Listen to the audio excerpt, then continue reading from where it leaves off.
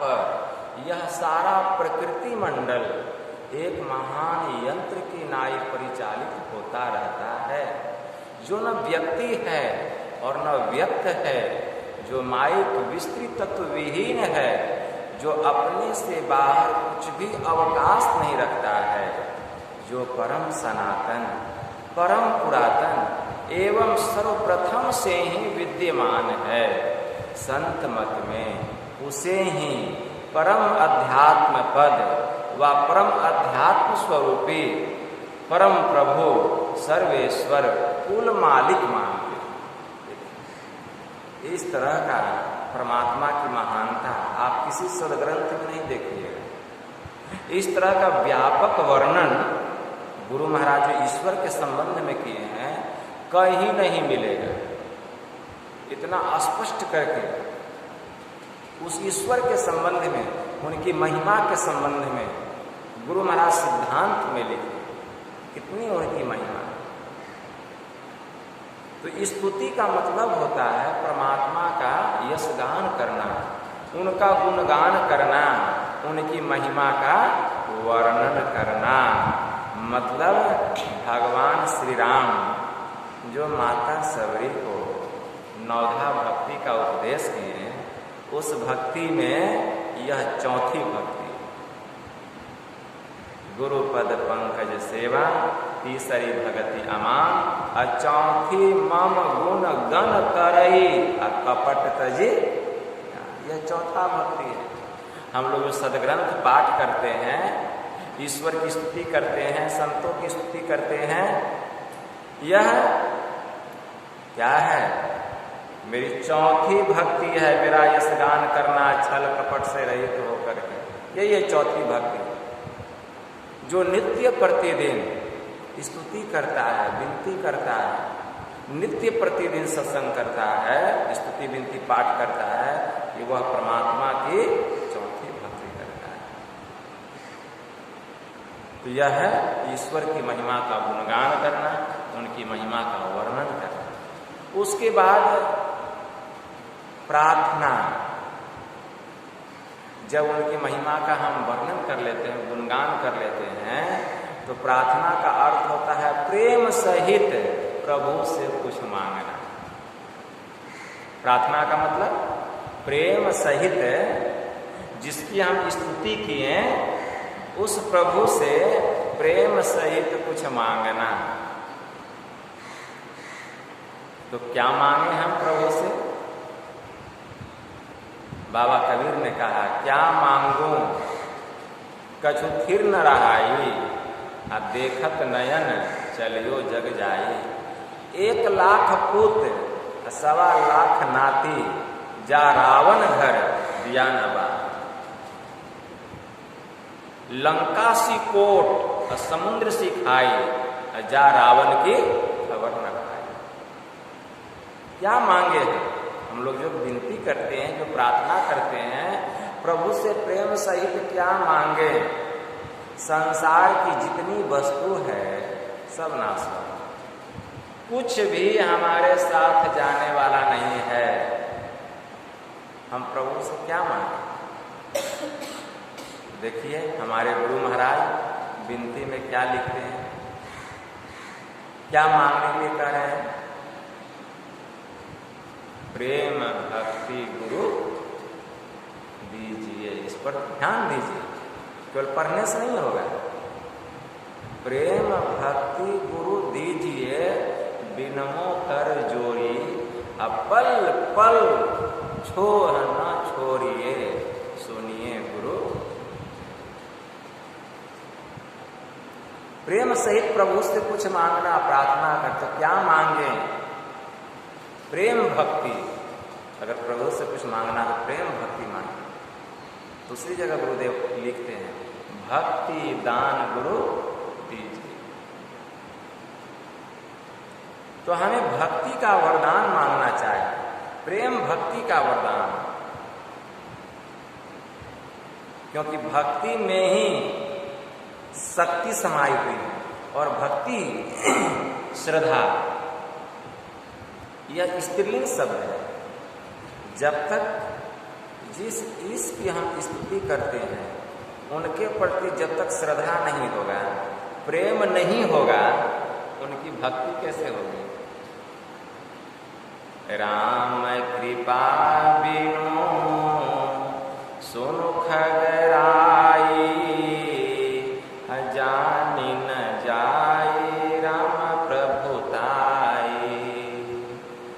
जाने बिनु न होई परतीति, बिनु परतीति होई नहीं प्रीति। प्रीति बिना नहीं भगति ढिराई, अजिमि खगेश जल के चिकनाई। कागभूषुंडी जी महाराज कहते हैं, पक्षी राज करो से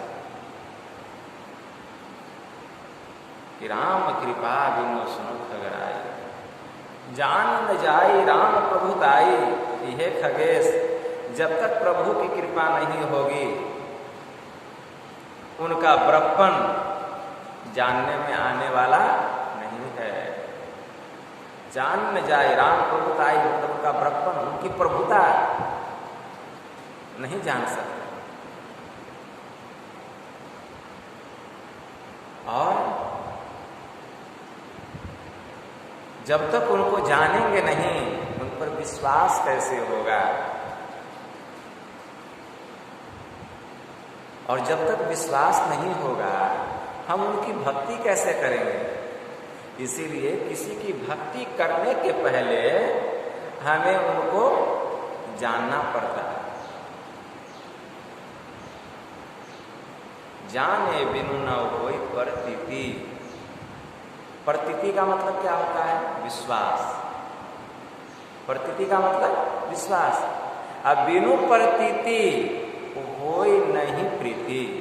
और जब तक उन पर विश्वास नहीं होगा, उनकी हम भक्ति कैसे करेंगे? मतलब उनसे प्रेम कैसे होगा? प्रीति कैसे होगी? प्रीति का मतलब होता है प्रेम।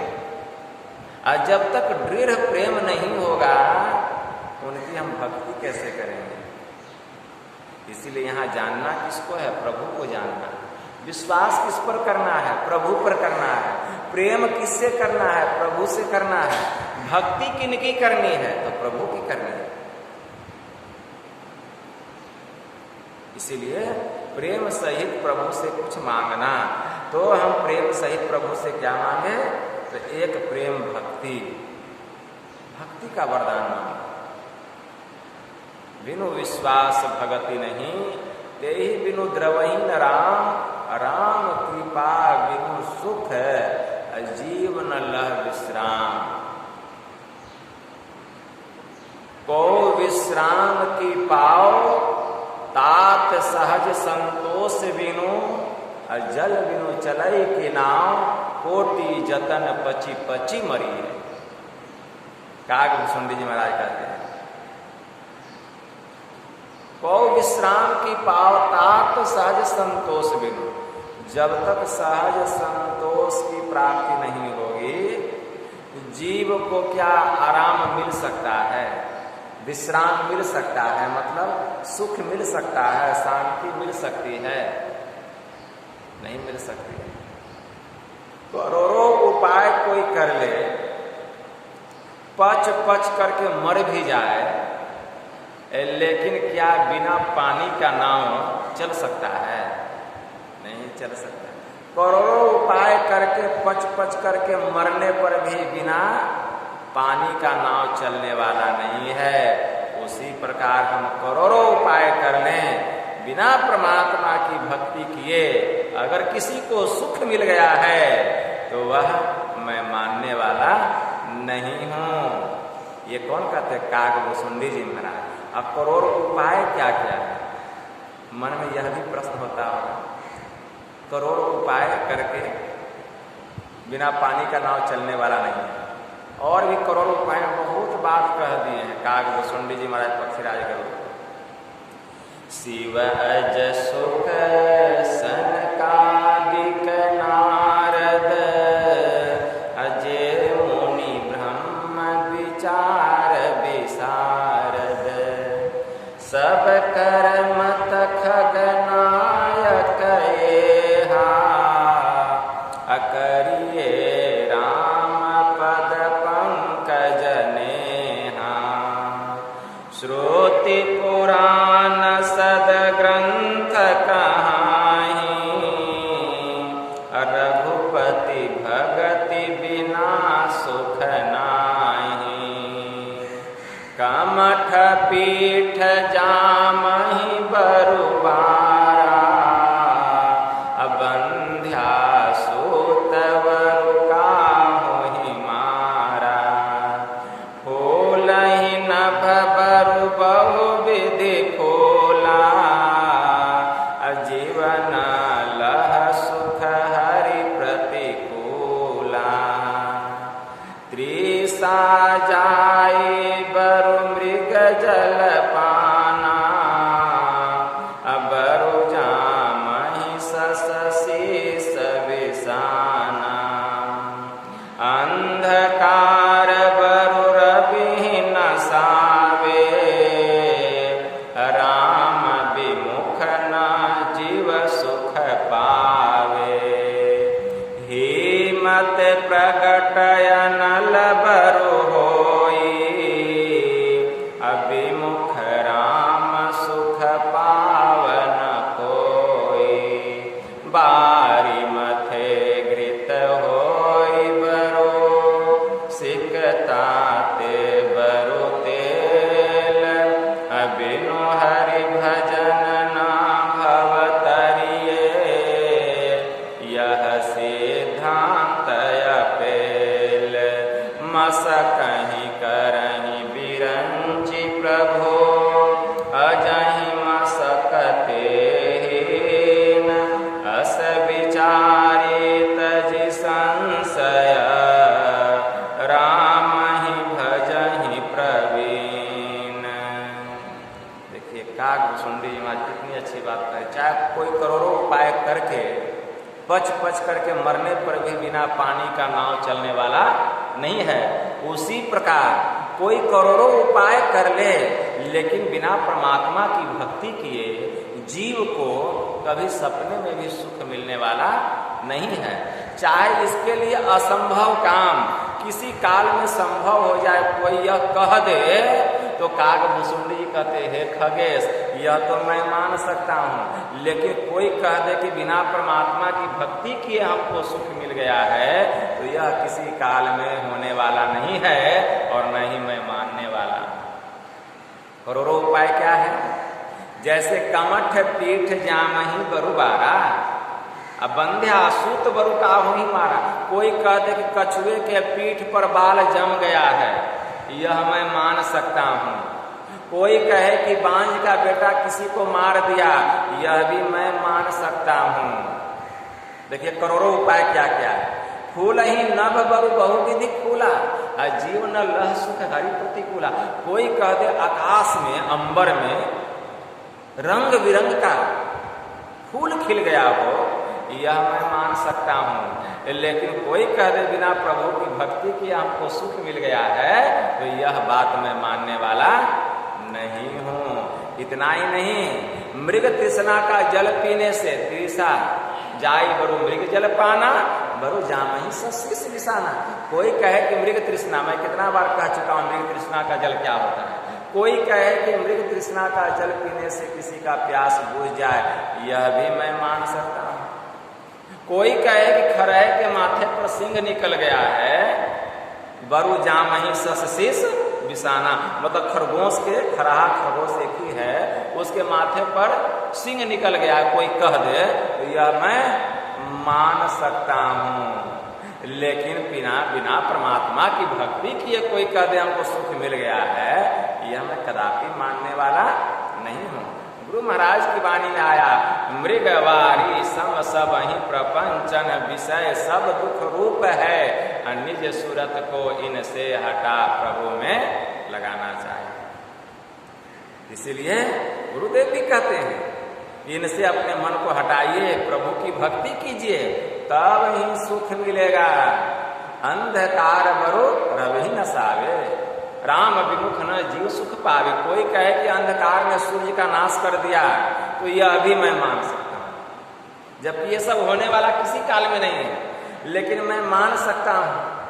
लेकिन राम विमुख न जीव सुख पावे, इतना ही नहीं, हिम्मते प्रगट अनल बरु होई, अविमुख राम सुख पाव न कोई। कोई कह दे कि पाले से अग्नि प्रकट हो जाए तो यह मैं मान सकता हूं, लेकिन परमात्मा की भक्ति से विमुख होकर किसी को सुख मिल जाए यह मैं मानने वाला नहीं हूं। यही सब है, करोड़ों जतन करके पच पच करके मर जाइएगा, लेकिन बिना परमात्मा की भक्ति किए सपने में भी आपको सुख मिलने वाला नहीं है। जैसे करोड़ों उपाय करके आप पच पच करके मर जाइए, लेकिन बिना पानी का नाव चलने वाला नहीं है।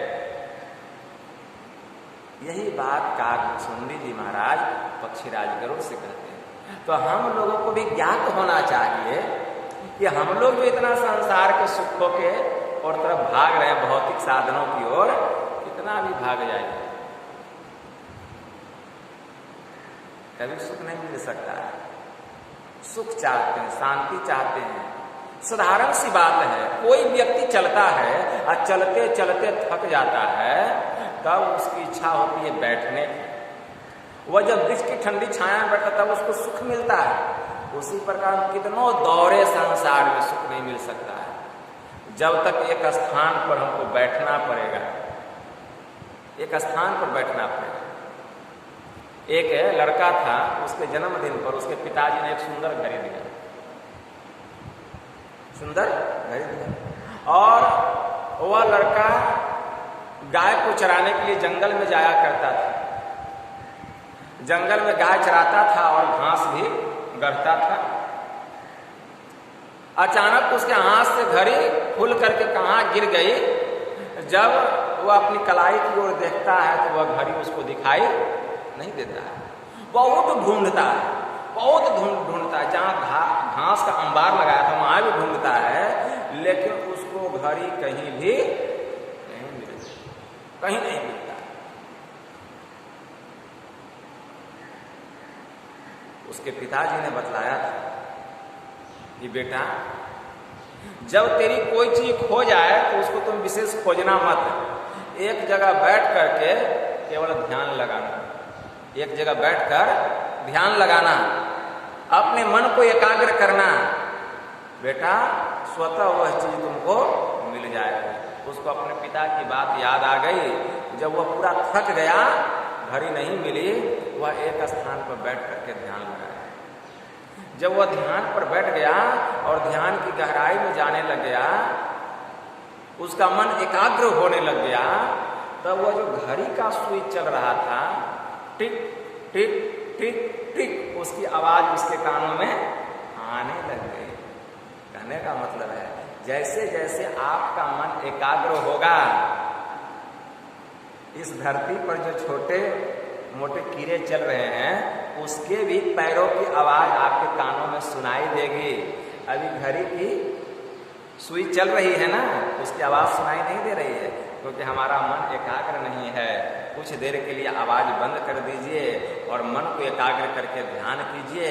जब जितना मन एकाग्र होगा उतना ध्यान की गहराई बढ़ेगी और यह घड़ी के कांटे की आवाज स्वतः कानों में टिक टिक सुनाई देने लग जाए।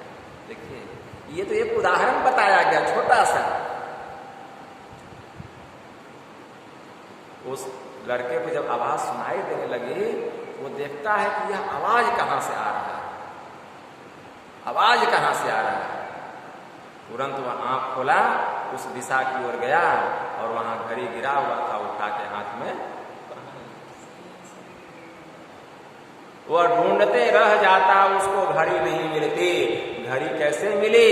जब उसने ध्यान लगाया, उसका मन एकाग्र हो गया, उस घड़ी की आवाज उसको सुनाई दी, उसकी सुई की, और वह घड़ी प्राप्त। उसी प्रकार उस प्रभु को हम पाना चाहते हैं। उपासना मतलब परमात्मा के समीप आसन लगाना, तो हमें ध्यान लगाना पड़ेगा। जैसे जैसे हमारा मन जितना एकाग्र होगा उतना गहराई होगी, और गहराई होते होते जब शून्य मंडल में हमारा मन प्रवेश कर जाएगा, सुषुम्ना में, तब दृष्टि की दोनों धार मिलेगी और ब्रह्म की ब्रह्म ज्योति का दीदार होगा। फिर शब्द साधना करेंगे, क्योंकि जहां बिंदु है वहीं पर नाद की वर्षा हो रही है। जहां बिंदु है, बिंद में तह नाद बोले रैन दिवस सुहावनम। शब्द साधना करेंगे, शब्द साधना करते करते एक दिन शब्द की धार को पकड़ करके हम सीधे परमात्मा के पास चले जाएंगे।